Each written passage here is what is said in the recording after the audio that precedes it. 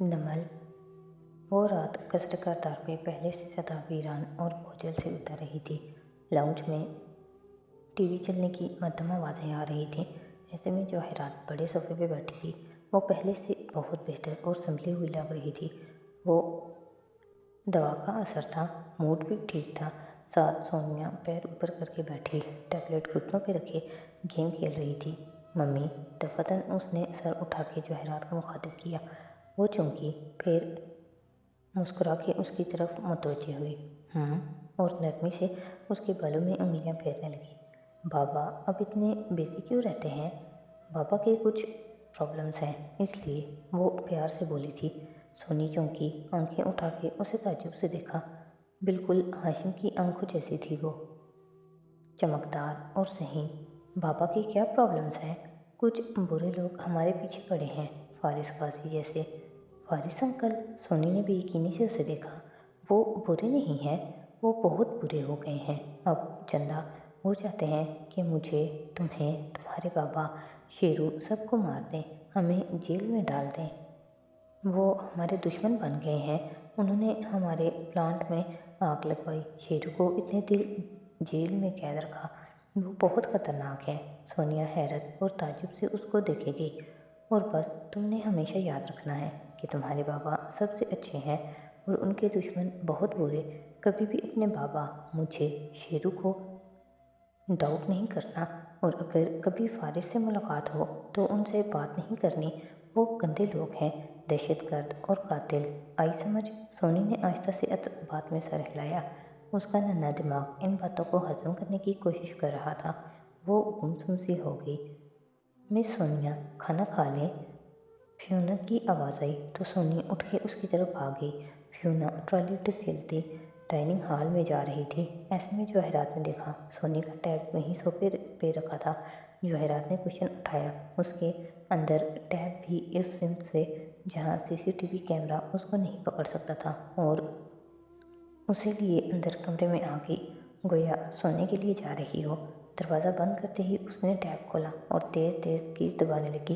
Tab की चमकती screen की रोशनी उसके चेहरे पे पड़ रही थी और वो नीलाहट भरी सफ़ेदी से रोशन लग रहा था। ऐसा नीला सफ़ेद जो जहर से भरे वजूद का होता है। उस सुबह यूं लगता था पूरा शहर पसीने से चिपचिपका रहा हो। ऐसे में जेल के मुलाकाती हाल में शदीद, कठिन और हब्स महसूस होता था। बूथ्स के दोनों इतराफ में इंसानों की कतारें लगी थीं। बारी बारी कैदी अपने अजीज़ व अकारिब से मुलाकात कर रहे थे। 4 साल तक वो सुराखों वाली स्क्रीन से मुज़य्यन बूथ के दूसरी तरफ होता था। आज वो इस तरफ बैठा था और निगाहें सामने बैठे नियाज बेग पे जमी थी। कैदियों का लिबास पहने, बड़ी मूँछों वाला, तेवरियाँ चढ़ाए नियाज बेग नाखुश लगता था। तुम्हारी बीबी चक्कर लगा गई है, मेरा बयान नहीं बदलेगा। मैंने मारी थी सदी यूसुफ को गोलियां। शायद तुम मुझे जानते नहीं हो, वो ठंडे से अंदाज में बोला। मगर दूसरी तरफ कोई ख़ास फर्क नहीं पड़ा था। नियाज तल्खी से मुस्कुराया था। जानता हूँ साहब, बहुत किस्से सुने हैं तुम्हारे इस जेल में। और नाक से मक्खी उड़ाई। फारिस ने गौर से उसे देखते लहजे को धीमा किया। देखो, तुम 2 केसेस में नामजद हो। शीशा मलिक अगवा केस में तुम बेकसूर हो, और अगर मैं चाहूँ तो शीशा को मना सकता हूँ, वो तुम्हारा नाम वापस ले लेगी। सदी यूसुफ अगवा केस में तुम अगवा के मुजरिम हो, इक़दाम कत्ल के नहीं। लेकिन हम तुम्हारा नाम खारिज कर देंगे और तुम आज़ाद हो जाओगे अगर। उसने वक़्फ़ा दिया। नियाज बेग गौर से उसे देखता सुन रहा था। अगर तुम अदालत में सच बोल दो, मैंने सदी यूसुफ को गोली मारी थी, यही सच है। नियाज बेग, फारिस ने अफसोस से सर हिलाया। कितने पैसे देने का कहा है हाशिम कारदार ने? वो मेरा कज़न है, खून है मेरा, मैं उसे जानता हूँ। इधर तुमने गवाही दी, उधर तुम उसके लिए ख़तरा बन जाओगे। वो तुम्हें जेल में ही ख़त्म करवा देगा। नियाज बेग की गर्दन में गिल्टी सी डूब के उठी, मगर वो इन्हीं सख्त तासुरात के साथ उसे देखता रहा। हम सब जानते हैं कि तुमने ये नहीं किया। उसने मेज़ पे रखे प्रिंट आउट्स उठाए और शीशे की स्क्रीन के सामने किए। पहले ये सदी यूसुफ का खून में लथपथ वजूद पड़ा था। ये तुमने नहीं किया। इतने प्यारे नौजवान को तुमने नहीं मारा, वो भी चंद ड्रग्स के पीछे, उसके पास सेल फोन के पीछे, जिसे तुम्हारे बयान के मुताबिक तुमने बेच दिया था। उसने दूसरा कागज़ सामने किया। نیاز بیگ خاموشی سے شیشے کے پار لہراتے کاغذات دیکھنے لگا۔ کوئی کیسے یقین کرے گا کہ تم ایک لڑکے کو اتنی بری طرح پیٹ سکتے ہو، اس کو اتنی گولیاں مار سکتے ہو، وہ بھی صرف اس سیمسنگ گلیکسی S6 کے لیے۔ کتنے کا بک گیا ہوگا یہ فون؟ عدالت کو کیا اس فون کی قیمت نہیں معلوم ہوگی؟ کاغذ پہ اب سیاہ رنگ کا موبائل نظر آ رہا تھا۔ اس نے کاغذ نیچے رکھے اور توہم سے اسے دیکھا۔ تمہارا بیان کمزور ہے، کوئی یقین نہیں کرے گا، اور وقت پڑنے پہ ہاشم کاردار تم سے چھٹکارا حاصل کر لے گا، اس لیے اس کی باتوں پہ مت آؤ۔ عدالت میں کم از کم اتنا کہہ دو کہ تم نے ساتھی کو گولیاں نہیں ماری تھیں، اور بدلے میں مجھے کیا ملے گا؟ وہ اسی انداز میں بولا تھا۔ فارس کے چہرے پہ بلاخر مسکراہٹ امڑ آئی۔ پیسے چاہیے؟ میں دوں گا، اور تمہاری حفاظت بھی کروں گا۔ کیا سمجھے؟ نیاز بیگ نے اس بات میں سر ہلایا۔ فارس نے اب ایک اور کاغذ سامنے کیا۔ تمہاری بیرک کا سپاہی تمہیں یہ کاغذات دے دے گا، یہ چند فقرے یاد کر لینا، یہ بولو کہ تم عدالت میں۔ تم واقعی مجھے پیسے دو گے؟ وہ اب مشکوک لگتا تھا۔ آزما کے دیکھ لو۔ نیاز بیگ نے اب کے محض سر ہلانے پہ اتفاق کیا۔ وہ گہری سوچ میں گم تھا۔ فارس وہاں سے باہر آیا تو جیل کی حدود سے نکل کر اس نے زمر کو فون ملایا۔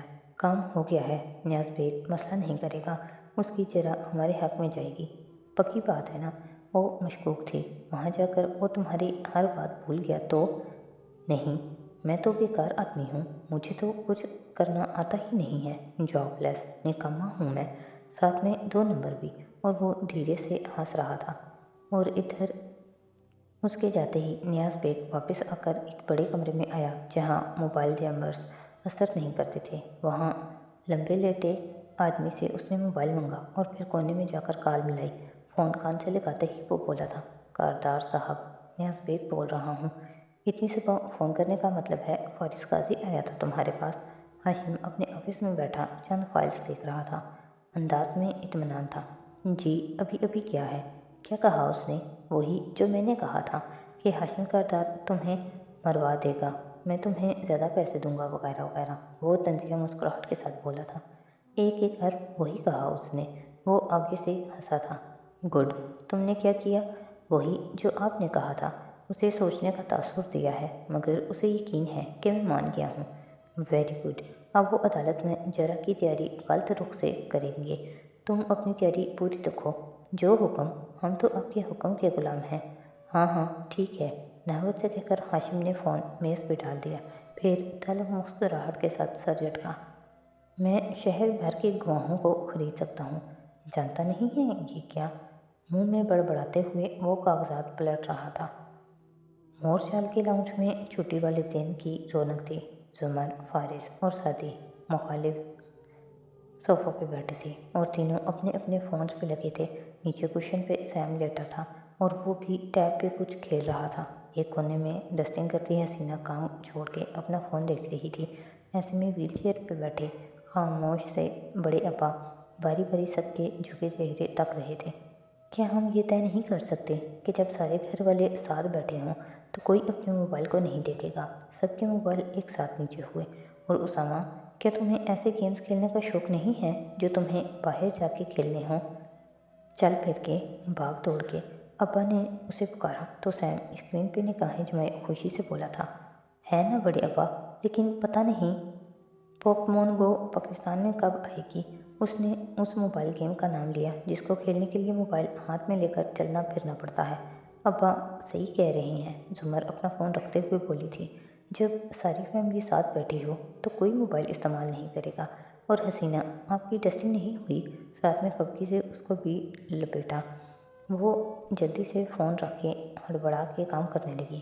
فارس، جو اپنا موبائل جیب میں رکھ رہا تھا، ایک دم چونک کے حسینہ کو دیکھنے لگا جس نے ابھی بھی ایک چمکتا ہوا اسمارٹ فون سائڈ ٹیبل پہ دھرا تھا۔ پھر اس نے سعدی کو دیکھا۔ وہ فون رکھ کے بڑے ابا سے بات کرنے میں مصروف تھا، متوجہ نہیں تھا۔ فارس نے پھر سے حسینہ کے فون کو دیکھا۔ حسینہ، یہ نیا ہے، کافی مہنگا لگتا ہے، کس نے لے کر دیا؟ آپا نے، وہ بلند آواز میں بولا تھا۔ سعدی بھی چونک کے اس طرف دیکھنے لگا۔ حسینہ نے ایک دم سب کو اپنی طرف متوجہ پایا تو اس کا چہرہ گلابی ہو گیا۔ نہیں فارس بھائی، صداقت نے لے کر دیا ہے۔ ماشاءاللہ، صداقت لگتا ہے پیسے جوڑ جوڑ کے رکھنے لگا ہے۔ 2 माह पहले तक तो नया जूता खरीदने से पहले भी सोच रहा था। उसने चुभती हुई नज़रों से हसीना को देखते हुए तबसरा किया।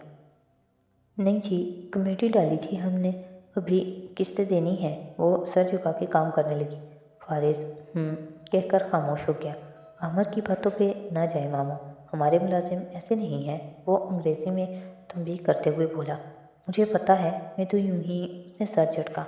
सुमर और बड़े अब्बा भी तदीबी नज़रों से उसे देखने लग गए थे। उसने वाकई कमेटी डाली है और मुझे पता है कि कहाँ डाली है, सुमर ने उसे घूर के दबी आवाज़ में कहा था। बड़े अब्बा को भी बुरा लगा था शायद, और हसीना को भी एहसास हो गया था। वो एकदम दुखी नजर आने लगी थी।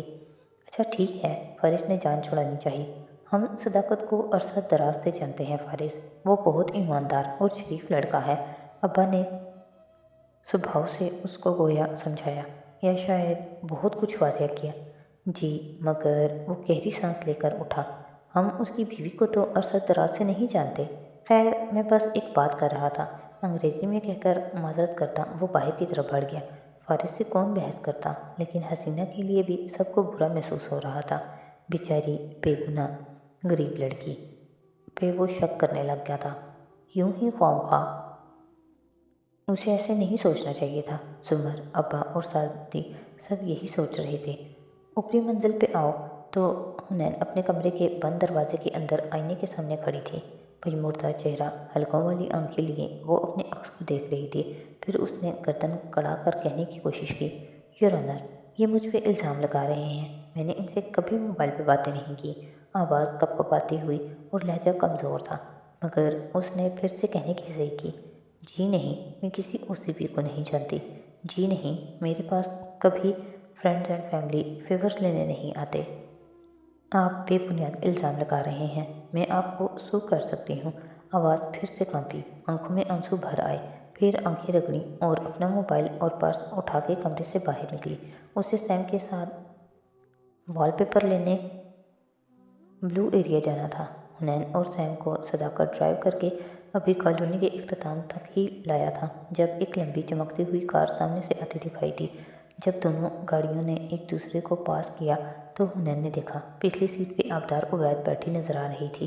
कार के शीशे स्याह थे, मगर उसने शीशे गिरा रखा था, इसलिए दिखाई देती थी। जिंदगी में पहली बार हुनैन जान गई थी कि जवाहरात जवानी में कैसी होती होगी।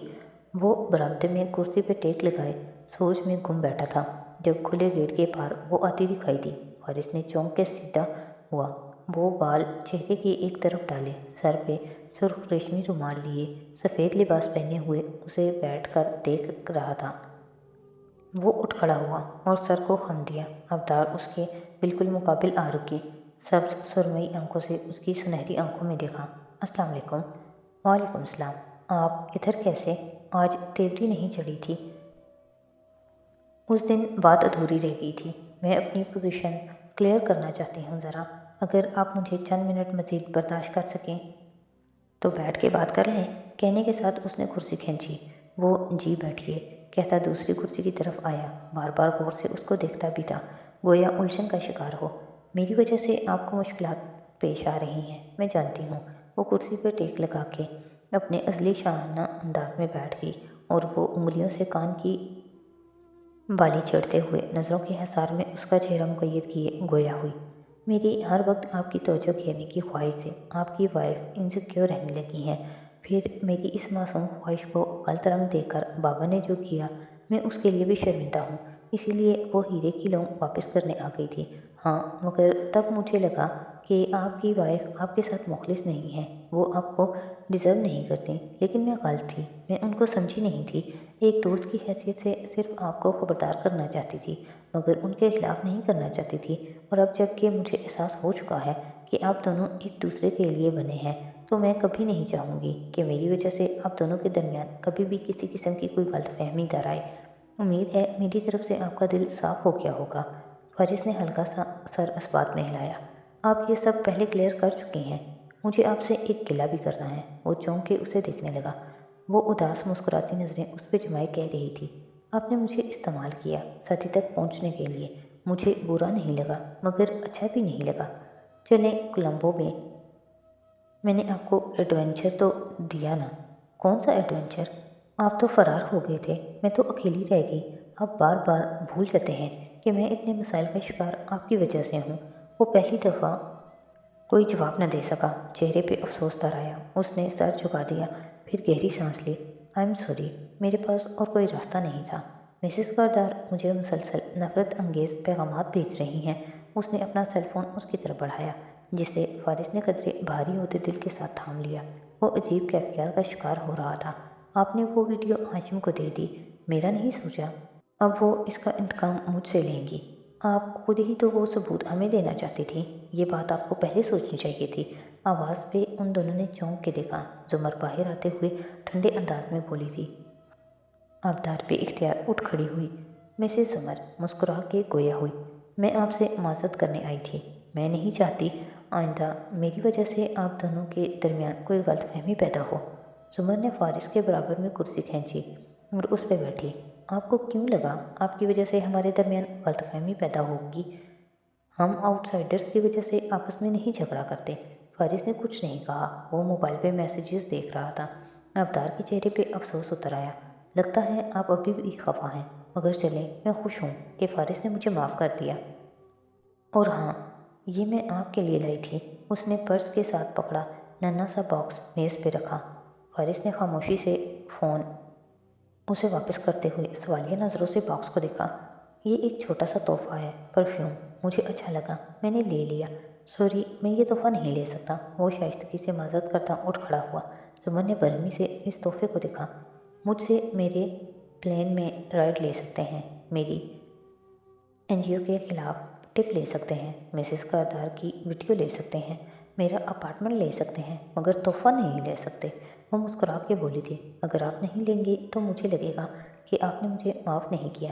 اوکے، اس نے سر کو خم دیا۔ زمر نے چونک کے بے یقینی سے اسے دیکھا، مگر وہ اس کی طرف متوجہ نہیں تھا۔ وہ اب اس کو سی آف کرنے کے ساتھ گیٹ کی طرف جا رہا تھا۔ مگر آئندہ آپ کوئی چیز نہیں لائیں گی یوں، اور مسز کردار کو جواب نہ دیں، بس اگنور کریں۔ چند کارڈز مزید رکھ لیں، تنہا گھر سے نہ نکلیں۔ وہ ہدایات دے رہا تھا، انداز میں فکر مندی تھی۔ گیٹ تک وہ اس کے ساتھ گیا، پھر وہ چلی گئی تو فارس واپس آ گیا، ابھی تک سوچ میں گم تھا، جیسے افسردہ ہو۔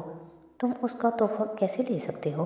تم جانتے نہیں ہو اس کو، وہ برہمی سے کہہ رہی تھی۔ پہلی دفعہ وہ بیزار سا ہوا۔ زمر، وہ اچھی لڑکی ہے، معافی مانگ رہی تھی، رویہ بدل لیا اس نے اپنا۔ تو تم اس سے یوں کی بات کر رہی تھی؟ رویہ نہیں بدلا اس نے، تکنیک بدلی ہے۔ تمہیں نظر کیوں نہیں آ رہا؟ اچھا تو تکنیک بدل کے وہ کیا کرے گی؟ وہ تمہارا اتنا نقصان نہیں کر سکتی جتنا میں اس کا کر چکا ہوں۔ تلخی سے کہتا وہ وہیں بیٹھ گیا۔ اس نے کوئی احسان نہیں کیا ہم پہ ہماری مدد کر کے، یہ سب اس کے باپ اور اس کے ہاشم کردار کا کیا دھرا ہے۔ اس کو تو اپنے خاندان والوں کا کفارہ ادا کرنے کے لیے اس سے بھی زیادہ کرنا چاہیے تھا۔ سارے نقصان ہمارے ہوئے ہیں، مجھے تو تم پہ حیرت ہو رہی ہے۔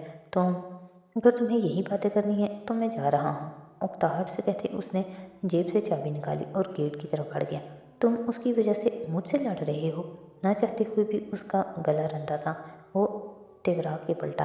میں صرف اتنا چاہتا ہوں کہ تم ہر وقت اس کو اپنا کمپٹیشن سمجھنے کی بجائے ایک انسان سمجھو جس نے ہماری مدد کی ہے اور جس کو میں نے بہت سی مشکلوں میں ڈال دیا ہے، اور اب مجھے ہی اس کو اس سب سے نکالنا ہوگا۔ کھانے پہ میرا انتظار مت کرنا، میں دیر سے آؤں گا۔ تلخی سے کہتا وہ مڑا اور لمبے لمبے ڈگ بھرتا باہر نکل گیا۔ زمر یاسیت اور خفگی کے ملے جلے تاثرات کے ساتھ اسے دیکھتی رہ گئی۔